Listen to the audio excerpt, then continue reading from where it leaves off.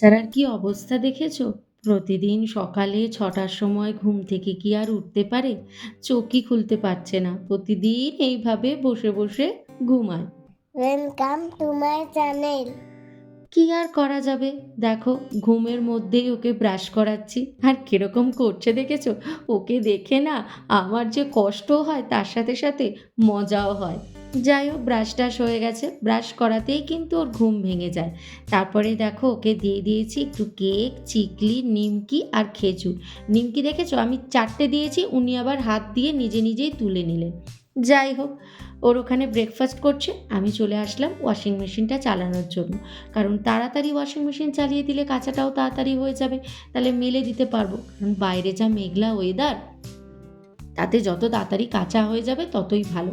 তারপরে বাসি ঘরটাও একটু ঝাড়ু দিয়ে নিচ্ছি। আর দেখেছো ওই যে ক্যামেরাটা চলেছে, দেখতে পেয়েছে, উকি মেরে বক বক করছে। যাই হোক, বাসি ঘর ঝাড়ু দেওয়া হয়ে গেছে, সবই হয়ে গেছে। আমিও আমার প্রতিদিনের ওষুধ খেয়ে নিলাম, খেয়ে চলে আসলাম ফল কাটতে। জানোই প্রতিদিন আমাকে ফল তো কাটতেই হয়। আর এই আঙ্গুর, উফ, কবে যে শেষ হবে আমি বাঁচবো বলো তো? এরম মাঝখান দিয়ে টুকরো করে কেটে প্রত্যেক দিন বীজ বার করতে ভালো লাগে। উফ, কি যে জ্বালাতনে পড়েছি। তবে আঙ্গুরগুলো সত্যিই ভালো খেতে, কিন্তু মিষ্টিও খেতে। আর এই আঙ্গুরগুলো খাওয়া কিন্তু খুব ভালো এগুলো। তারপরে আপেলও কাটলাম, সোহমকে আপেল কেটে দিলাম, শ্রিয়ানের জন্য স্কুলের টিফিনে আপেল দিয়ে দিলাম। আর কলাটা কিন্তু আমি সবসময় স্পুন দিয়ে এইভাবে কাটি। কলা কিন্তু আমি কখনো ছুরি বা বটিতে কাটি না, এটা আমাকে মা বলেছে, সেখান থেকেই শিখেছি। তারপরে একটু খেজুরও কেটে নিলাম। ব্যাস, আমার কিন্তু ফল কাটাকুটি মোটামুটি একদম রেডি। তো এখানে দেখো সোহম আর শ্রিয়ানের দুজনেরই রেডি হয়ে গেছে। একটু আপেল, আঙ্গুর, কলা আর খেজুর দিয়েছি। আর এটা শ্রিয়ানের আঙ্গুর, আপেল আর কলা। এটা হচ্ছে শ্রিয়ানের স্কুলের টিফিন। আর সোহমের ওটসটা ফলের মধ্যে ঢেলে দিলাম, কারণ ওটসটা না আগে থেকে একটু ঠান্ডা করতে দিই, কারণ গরম তো চটচট করে খেতে পারে না।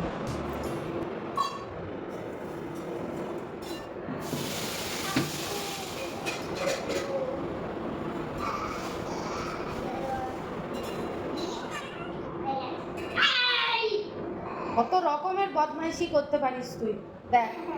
হ্যাঁ, গাড়িতে ভেঙে ফেলেছিস তো, ট্রেনের চাকা ভেঙে ফেলেছিস, ব্যাস আর ট্রেনও চলবে না। তা ট্রেনের চাকা যখন ভেঙে ফেলেছিস ট্রেনও চলবে না।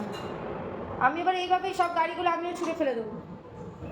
খাবার আছে কিন্তু, খাবারে পড়বে। এই চলো চলো, স্কুল ড্রেস পরবে, চলো।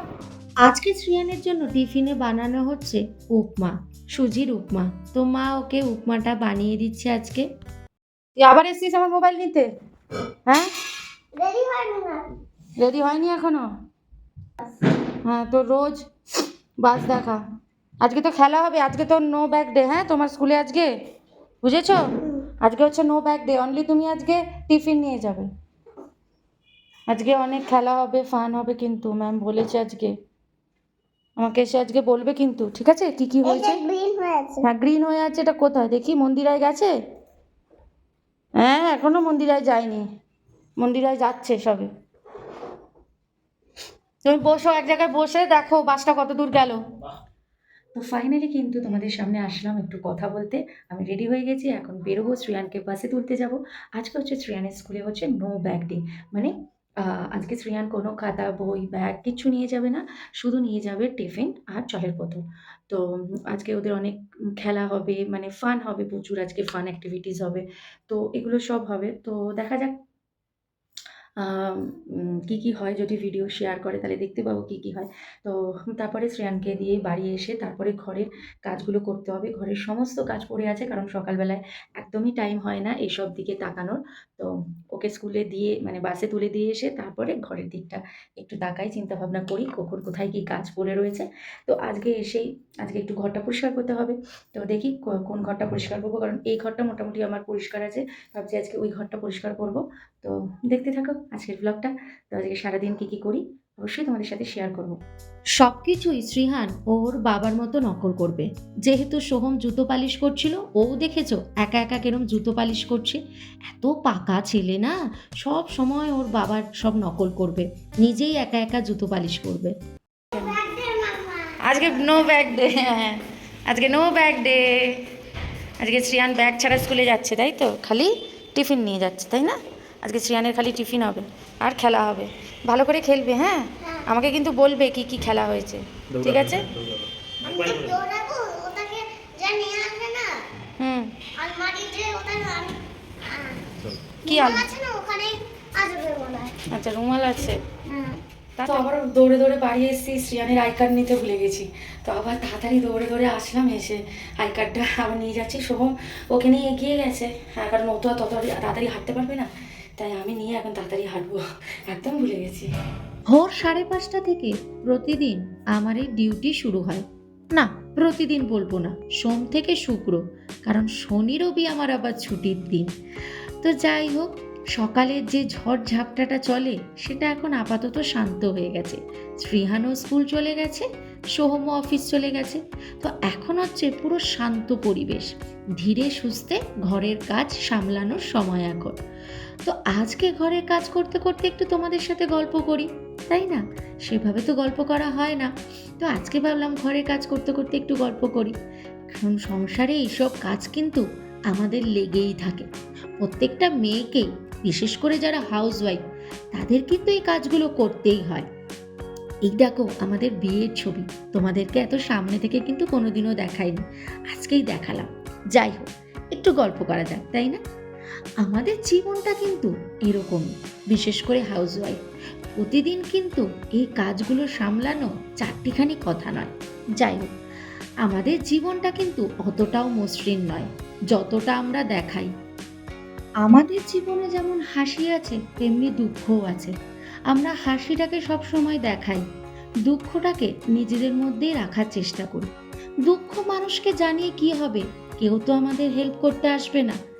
আমাদের দুঃখ কষ্ট সমস্যা যাতেই পড়ি না কেন, আমাদেরকে নিজেকেই সেই জায়গা থেকে বেরোতে হবে। তাই লোককে যতই বলবো কোনো লাভ নেই, বরং নিজের অপমান। আমার যতটুকু আছে বরং সেটা নিয়ে খুশি থাকা উচিত।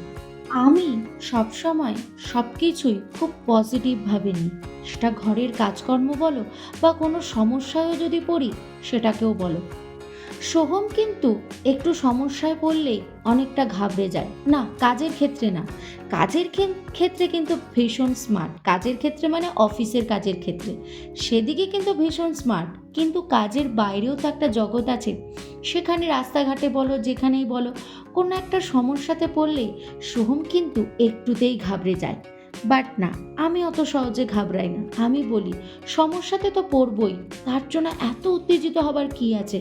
পজিটিভলি নাও ব্যাপারটা, চিন্তা ভাবনা করো যে সমস্যায় যখন পড়েছি আমাকে কি করে বেরোতে হবে সেই সমস্যা থেকে।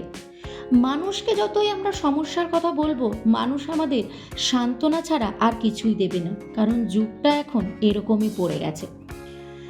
কেউই কাউকে এখন আর হেল্প করার জন্য আসে না, নিজের সমস্যা নিজেকেই মেটাতে হয়। তাই সবসময় মাথা ঠান্ডা রেখে, সবসময় চিন্তাগুলোকে পজিটিভলি রেখে এগোতে হবে। আমি কিন্তু আমার একা সংসারটা ঠিক এইভাবেই চালাই, খুব ঠান্ডা মাথায় পজিটিভলি ওয়েতে সব কিছু নিই, যাতে আমি আমার সংসারটাকে খুব স্মুথলি চালাতে পারি, তার সাথে সাথে আমার এই জীবন আমার ফ্যামিলি পুরোটাকে যেন সুন্দরভাবে আগলে রাখতে পারি। হাফ জামা কাপড় মেলে চলে এসেছি, পুরোটা মেলা হলো না কারণ বর্ষা চলে এসছে।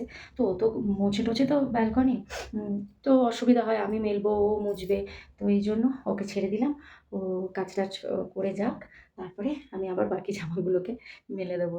তো কিছু কারি পাতা কিনেছিলাম, কারি পাতাগুলোকে কিনে না তারপরে শুকিয়ে আমি ফ্রিজে রেখে দিই, তাহলে না অনেক দিন যায়।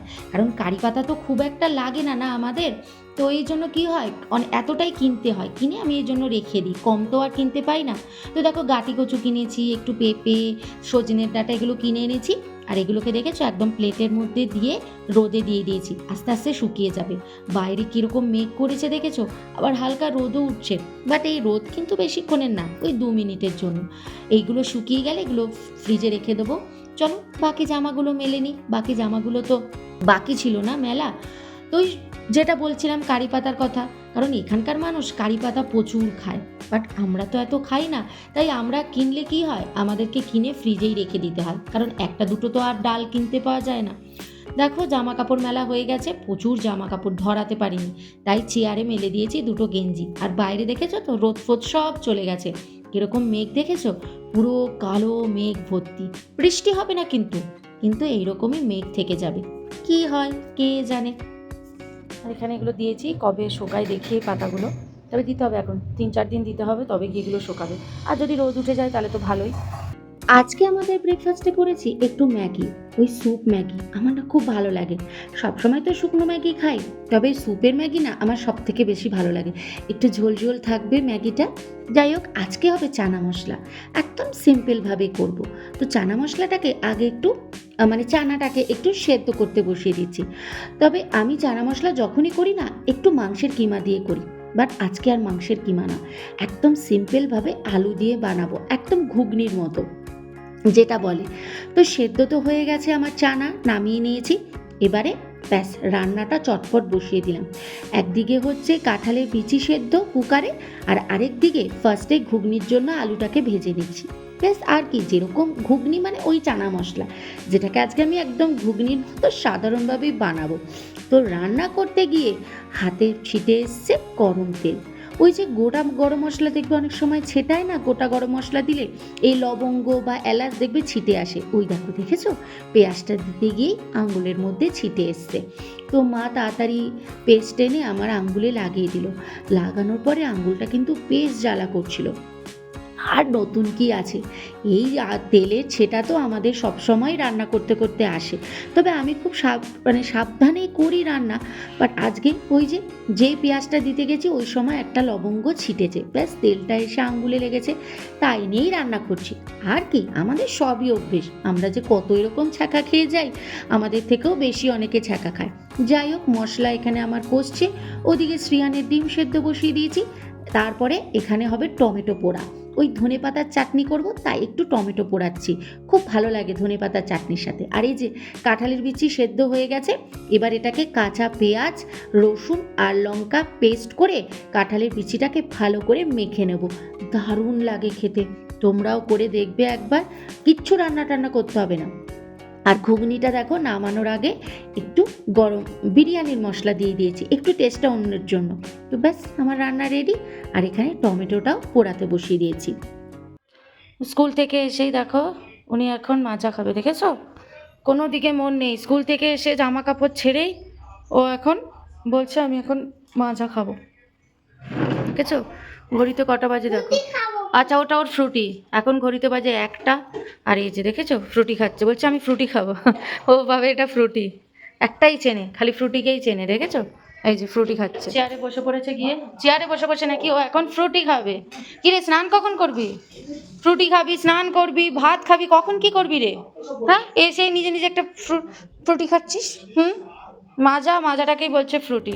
সন্ধেবেলায় আমরা সবাই মিলে একটু পপকর্ন খাচ্ছি, আর এই ছেলেকে দেখেছো, পপকর্ন নিয়ে নাকি ওকে ল্যাপটপে কাজ করতে হবে। ওই যে সব ওর বাবার থেকে দেখে, ওর বাবা ল্যাপটপে বসে কাজ করছিল আর একটু পপকর্ন খাচ্ছিল, ব্যাস ও সেটাই এখন নকল করবে।